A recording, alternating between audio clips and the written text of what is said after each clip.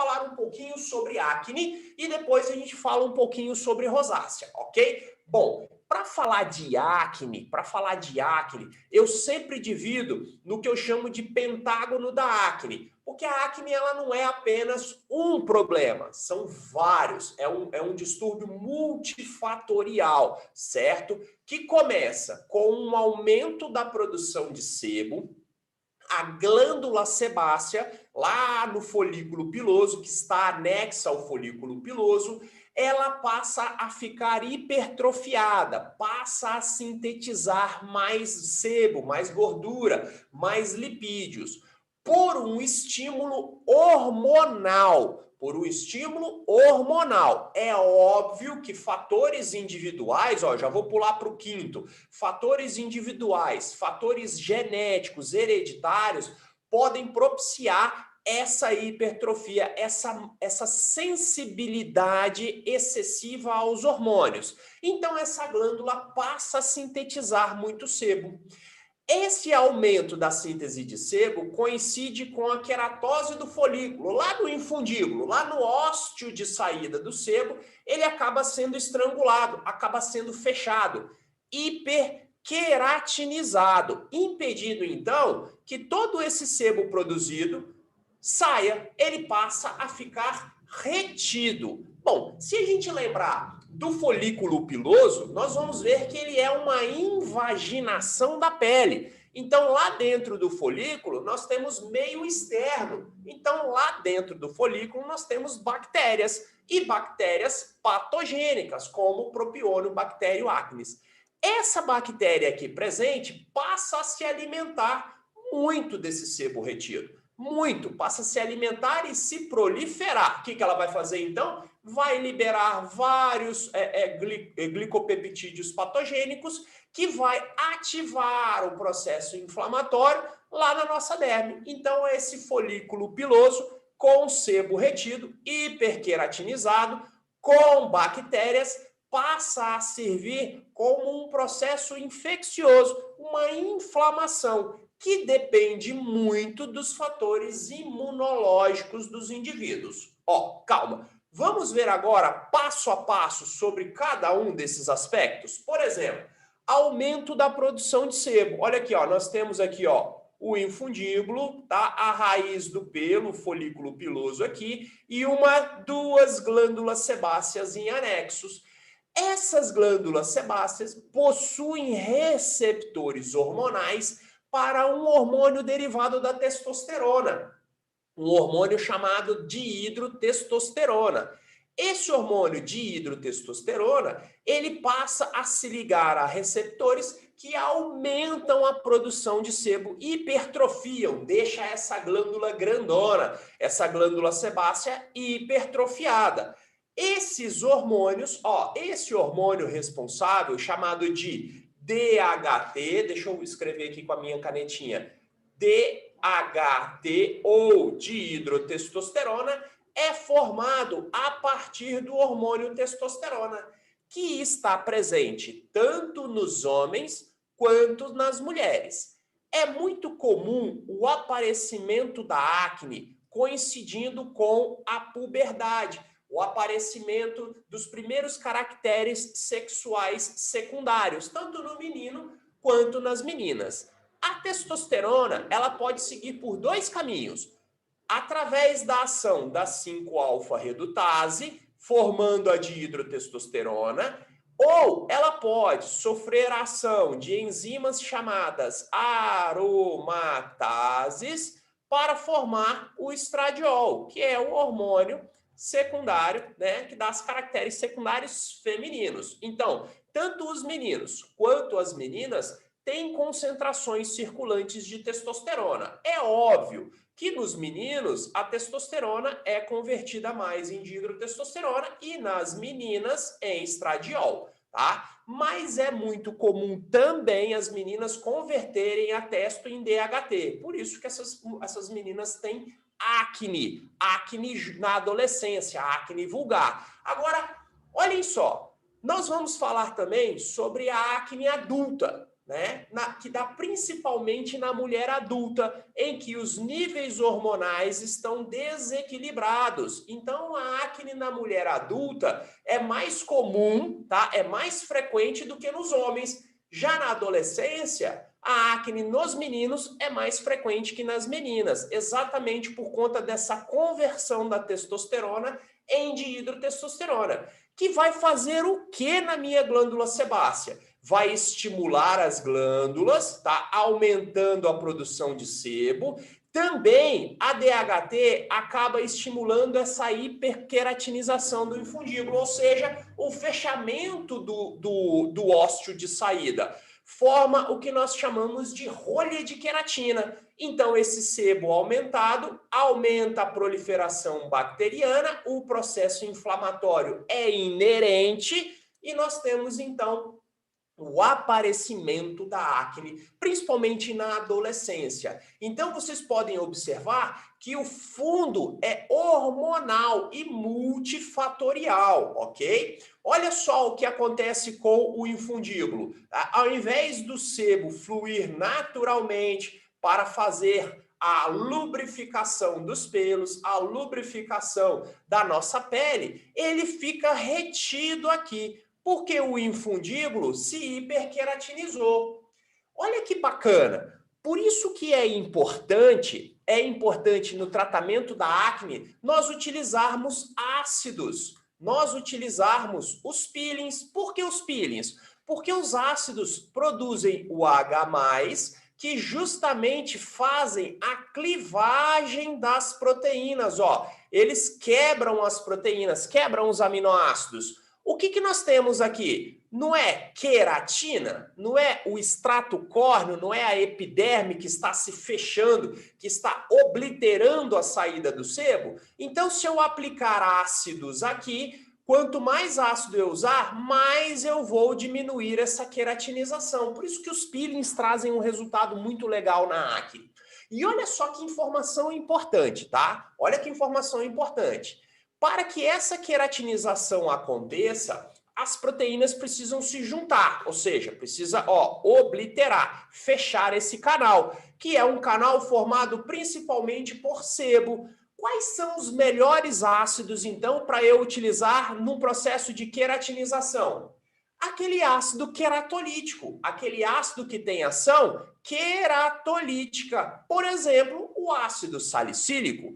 Eu também posso utilizar ácidos que são lipossolúveis, ou seja, solúveis em gorduras, que têm uma característica apolar. Por exemplo, o ácido mandélico, o ácido pirúvico, são ácidos que se dissolvem muito bem na gordura e têm ação queratolítica. Eu, então, volto essa glândula para o estado normal em que o sebo possa fluir naturalmente. Por isso que os peelings são muito bons para o tratamento da acne.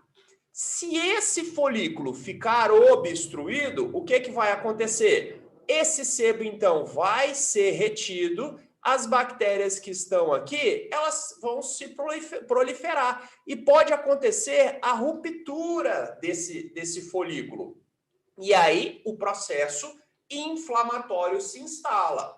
Quando as bactérias que estão aqui, dentro do folículo, elas começam a proliferar, por que elas se proliferam? Porque elas estão se alimentando do sebo retido. O infundíbulo está fechado, o sebo aqui retido serve de alimento para as bactérias e elas estão proliferando. Ao proliferar, elas liberam vários mediadores bacterianos aqui, no tecido subjacente. Quem é que está aqui margeando o nosso tecido, protegendo a nossa pele?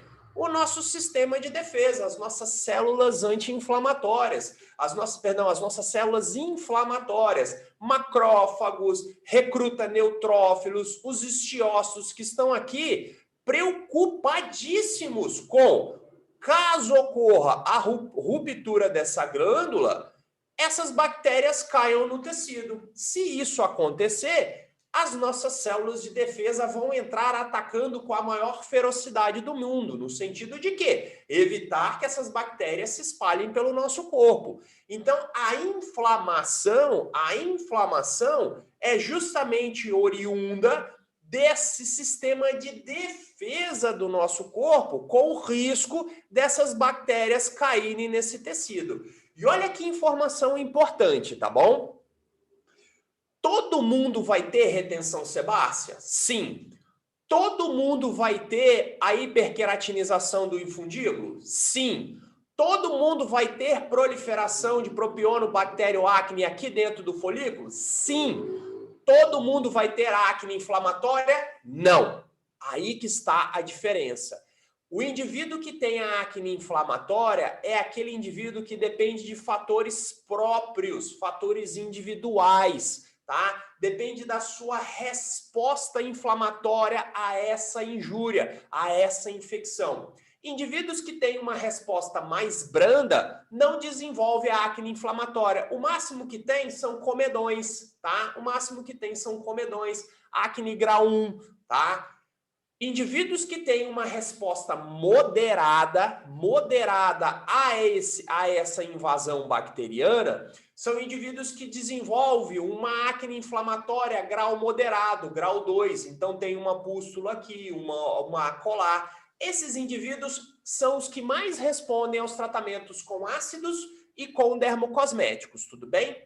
Indivíduos que apresentam fatores individuais em que o processo inflamatório é muito agressivo, a resposta do organismo é muito intensa a essa inflamação, são indivíduos que desenvolvem acne inflamatória grau 3, grau 4, que formam-se pápulas, pústulas, cistos, nódulos, porque a resposta do indivíduo é mais agressiva.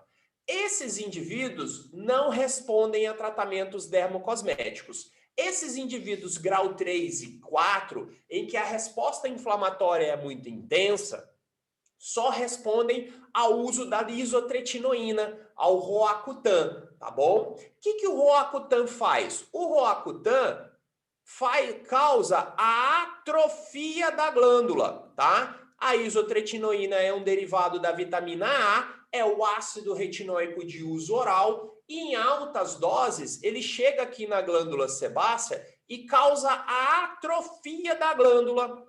Bom, se a glândula atrofiou, eu vou diminuir drasticamente a produção de sebo, correto? Correto. Eu vou ter retenção sebácea? Não. Vou ter proliferação do propionobactério acne? Não. Vou ter processo inflamatório? Não. Então a isotretinoína, ela é indicada principalmente para indivíduos com acne inflamatória mais grave, grau 3, grau 4. Os indivíduos com acne inflamatória grau 1, que é a mais basal, e a grau 2, que apresenta pápulas e pústulas, são os nossos pacientes, são os nossos clientes que nós vamos fazer peelings, ok? Peeling de ácido salicílico, peeling de mandélico, peeling de pirúvico, e nós vamos tratar esses pacientes no consultório, com dermocosméticos, com um bom dermocosmético de uso em home care, ok? Então, para ficar muito claro, nós temos o cliente para tratar, certo? Então, esse daí é a fisiopatogenia da acne, é assim que ela se forma. O que nós vamos usar? Uma pergunta clássica que todo mundo se faz. Professor, se o paciente tem esse comedão inflamado aqui, ó, que nós estamos vendo ele aqui, ó, lá com aquela espinha amarela, será que eu posso aplicar o ácido ali ou não? Eu tenho medo. Será que eu posso fazer peeling em acne inflamada? Se for grau 2, acne inflamada grau 2, pode sim. Observa, esse desenho, ele é muito bacana. Observa que mesmo no folículo retido, há um filme em volta do sebo retido. Há um filme, tá? Há um filme de queratina em volta do sebo retido. Então, você pode sim aplicar o ácido aqui em cima. Pode sim aplicar o ácido numa pele de paciente acneica, sem problema algum. Quando é que você não pode fazer um peeling num paciente que tem lesão.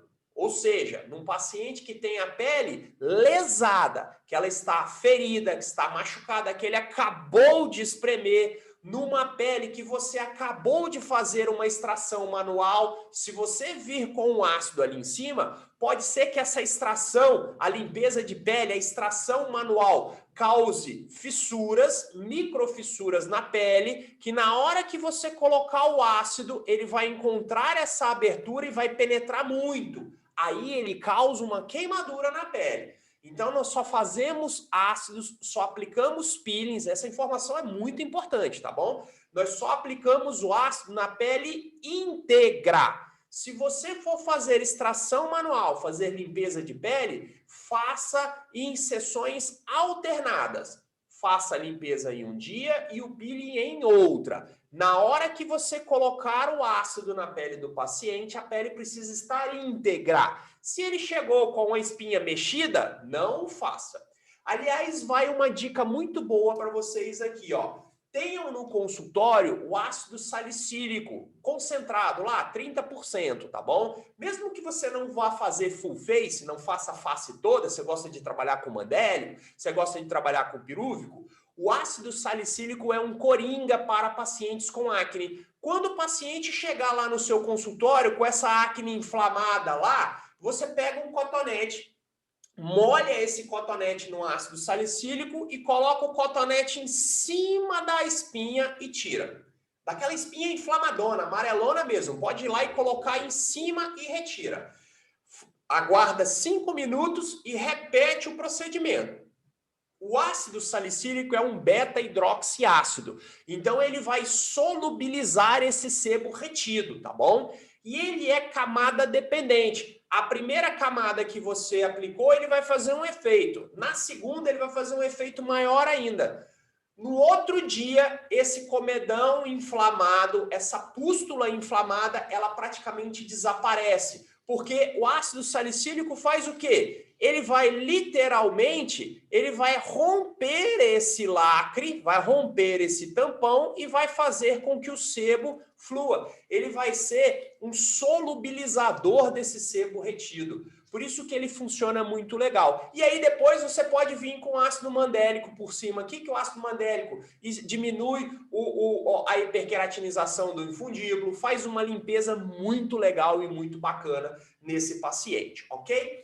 Qual é a estratégia que nós vamos utilizar nos nossos pacientes que vão tratar com home care? O que eu vou utilizar para diminuir a produção excessiva de sebo, para diminuir a queratinização do infundíbulo e para reduzir o processo inflamatório? Bom, eu tenho inúmeras opções. No meu curso de acne, eu trago mais de 65 opções para vocês. Você precisa ter todas essas? Não. Você precisa saber de todas? Claro que não. Mas você precisa conhecê-las para você eleger quais vocês querem trabalhar. Por exemplo, eu gosto de trabalhar com o alfa-beta peeling para desobstruir a queratinização do folículo. O que é o alfa-beta peeling? É a associação do mandélico e do salicílico na mesma forma. O salicílico vai fazer o efeito queratolítico e o mandélico vai afinar o extrato córneo. É uma opção de trabalho. Você pode também trabalhar com a gluconolactona, que é um polidroxiácido que faz a queratinização, faz a diminuição da queratinização mais lenta. Quando você vai usar a gluconolactona? Naquele paciente que tem pele sensível, aquele paciente que não reage muito bem ao ácido salicílico. Então você pode usar a gluconolactona. Eu gosto de trabalhar com um éster chamado Cosmacol, e ele pode ser do ácido mandélico ou do ácido lático. Esse Cosmacol é para uso em home care e o paciente sente muito bem com ele, porque ele faz uma esfoliação leve, suave e ainda hidrata a pele. Vocês já ouviram aquele jargão de que pele oleosa é ressecada? Sim, pele oleosa é ressecada porque esses ácidos graxos aqui liberados pela glândula sebácea, eles não fazem um filme de hidratação. Tá? Então o Cosmacol dá um efeito hidratante muito bom nessa pele. Eu posso usar também o ácido lactobiônico. Existem muitos produtos comerciais que usam o ácido lactobiônico. Eu adoro ele para o tratamento de comedões abertos e fechados, ok? Podemos também associar o peeling de ácido salicílico com o peeling de mandélico, da forma que eu te falei. Faz o salicílico pontual e depois você aplica o ácido mandélico. O ácido mandélico é um alfa-hidroxiácido pH dependente, ou seja, depende do pH e depende do tempo que você deixa na pele. Então, peles mais oleosas geralmente têm uma tolerância maior a ácidos. Então, você pode deixar um tempo maior, 8 minutos, 10 minutos, 15 minutos. Eu sempre recomendo vocês trabalharem com ácido mandélico a 30% e no pH 2. Na primeira aplicação, você aplica e deixa 5 minutos, mesmo que o paciente não sinta ardência nem desconforto, tá? Esse tempo é importante para você conhecer a pele do paciente, para você conhecer como vai ser a resposta da pele do seu paciente a esse ácido. Nas próximas sessões, você vai trabalhando um tempo maior, adiciona 2, 3 minutos a cada sessão, até você entender qual é a tolerância do paciente para esse ácido. O ácido mandélico é muito legal porque ele penetra lentamente na pele, então dá tempo de você ver como a pele do paciente está reagindo, dá tempo de você olhar se está dando epidermólise, se está dando algum frouxo, se está dando alguma reação na pele do paciente. Como ele é um alfa-hidroxiácido, precisa ser neutralizado, tudo bem, pessoal? Então a retirada do mandélico é feita com a solução de bicarbonato de sódio a 10%, que é o agente neutralizante padrão. O ácido mandélico tem duas ações interessantes na acne, por isso que ele é o meu preferido, tudo bem? Ele tem um efeito anti-inflamatório, ó, vai me ajudar a diminuir o processo inflamatório, e ele tem ação bactericida para o propionobactério acne. Naquele indivíduo que está com acne, reduzir a população de bactérias, principalmente as bactérias patogênicas, é imprescindível.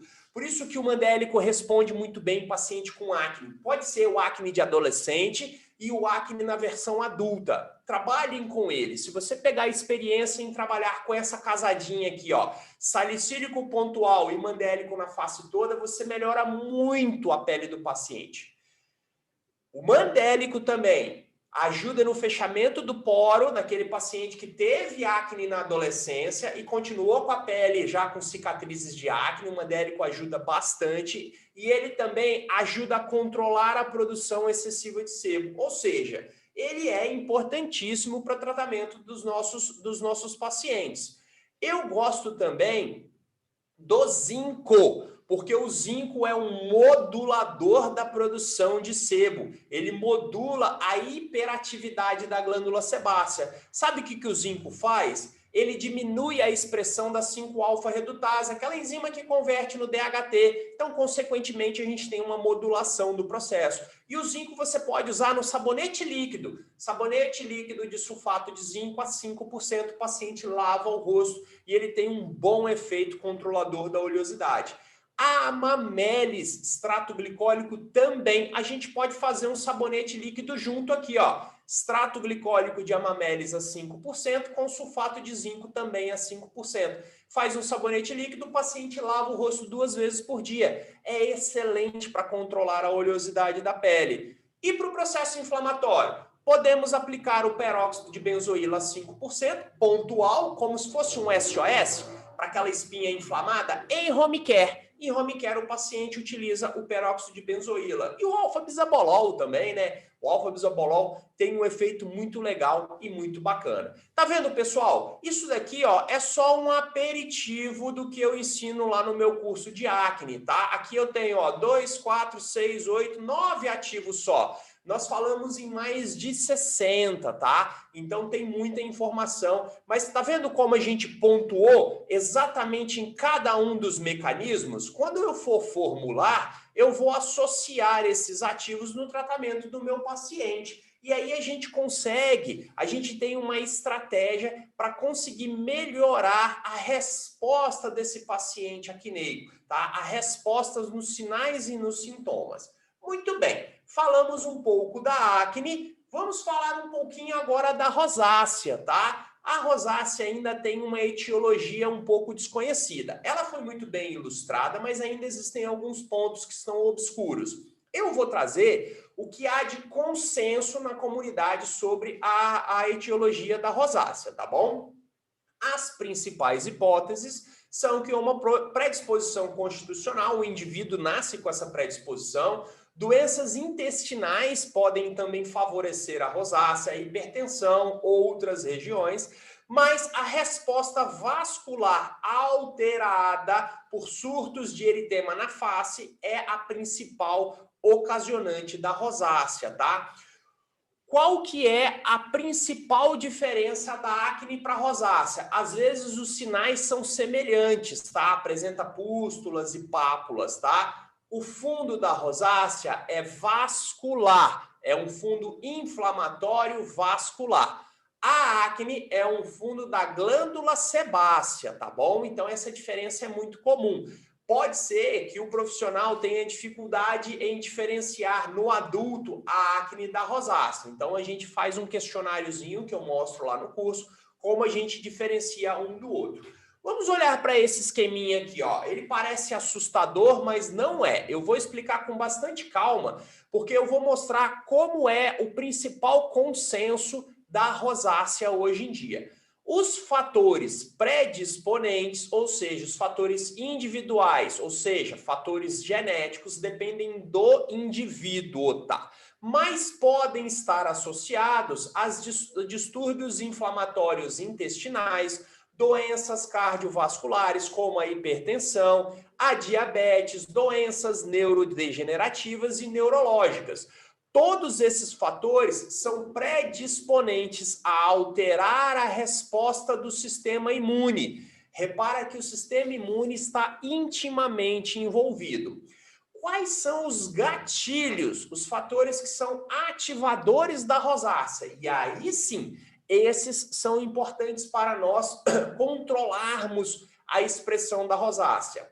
O principal gatilho, pessoal, o principal ativador da rosácea é um ácaro, chamado Demodex folliculorum, que faz exatamente o que o Propionibacterium acne faz na acne, ele faz na rosácea. Ele coloniza o folículo piloso e aí ele provoca um processo inflamatório no folículo piloso. Olha que diferença. Acne, bactéria. Rosácea, ácaro, tá? Há uma desregulação da microbiota da nossa pele. Outro gatilho importante é a radiação ultravioleta, ó. O sol em excesso, que aumenta a produção do VEGF, que é o fator de crescimento vasoendotelial, que está intimamente ligado à etiopatogenia da rosácea, fatores de crescimento fibroblástico, metaloproteinases de matriz, que vai degradar a matriz extracelular, espécies reativas de oxigênio e o estresse na pele. Esses dois gatilhos, o ácaro Demodex e o sol, eles ativam receptores nos queratinócitos, nos vasos endoteliais e nas células da pele, que são receptores chamados TLR, Tool-like receptors. São receptores que ativam a resposta inflamatória. Essa inflamação, então, ela é modulada para a liberação de interleucinas, que leva a um processo inflamatório crônico, ocasionando a rosácea. Esses receptores também podem aumentar a liberação dessa enzima aqui, ó, dessa protease serina dependente, que ativam as calicreínas do tipo 5, que causam uma disruptura da função barreira da nossa pele. É uma lesão muito semelhante à psoríase, tanto que tem as mesmas células envolvidas. Quando a gente vai olhar para a psoríase, a gente vai ver que a célula T helper 17 e as proteases tipo serina ativadoras de calicreína são as mesmas que são estimuladas, todas dependentes dos fatores imunes. E aí a gente volta lá para trás, muito ligado à predisposição genética do indivíduo. Ambos culminam num processo inflamatório, ocasionando a rosácea. Mas também, aí que vem o X da questão, Mas também essa ativação do sistema imune acaba causando uma desregulação neurovascular, uma desregulação do funcionamento fisiológico dos vasos sanguíneos da nossa pele, que leva a uma vasodilatação exagerada, a uma angiogênese, óbvio, o fator de crescimento vasoendotelial está ligado, ocasionando uma hiperativação da rosácea. Então, observa, são vários fatores distintos, mas o fator genético é o principal, porque ele vai determinar o tipo de resposta que o sistema imune do indivíduo vai dar para o sol, vai dar para o ácaro, para o calor e para o estresse dependente de cortisol. Quando a gente olha como a rosácea é formada e como a acne é formada, elas são distintas, não são? Sim, são completamente distintas. São órgãos, são estruturas da pele distintas. Elas podem dar os mesmos sinais, sinais semelhantes, as pápulas e pústulas, mas os seus ocasionantes são distintos. Por isso que é importante a gente entender muito bem a patogenia do distúrbio para a gente saber como é que nós vamos tratar. Olha como que é o tratamento da rosácea. Na rosácea, nós utilizamos o ácido azelaico, que bloqueia a ação da serina protease, ou seja, bloqueio aquele receptor de calicreína que vai fazer a disruptura da barreira da pele. Então, o ácido azelaico é excelente para rosácea. Ué, mas peraí, mas o ácido azelaico também é bom para acne. Sim, ele também é bom para acne. Então, olha só, você precisa dar um xizão nesse cara aqui, porque ele é um ativo coringa. Ô, Márcio, peraí, quer dizer que eu posso fazer ácido azelaico na rosácea e ácido azelaico na acne e eu vou ter boa resposta nos dois? Sim, exatamente. Muita gente esquece do ácido azelaico e ele é excepcional para esses dois distúrbios, porque ele atua diretamente na rosácea, ele tem ação inibidora do crescimento do propionobactério acne, ele tem uma função seborreguladora, diminui a hiperqueratinização no infundíbulo e ele acaba tratando a acne. Então é um ativo coringa, tá? É um ativo coringa. Ó, eu tenho ácido aminocaproico, eu tenho aqui os alfa e beta adrenérgicos, tá? Os ativos adrenérgicos, por exemplo, a nafasolina, tá? Que faz o quê? Vasoconstricção.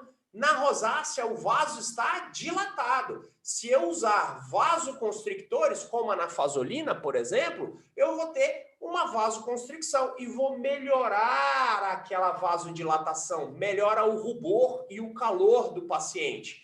O metronidazol, sulfacetamida sódica, que atua como agentes anti-inflamatórios, inibidores da calcinerina. A ivermectina 2% topicamente é um excepcional ativo para o tratamento da rosácea.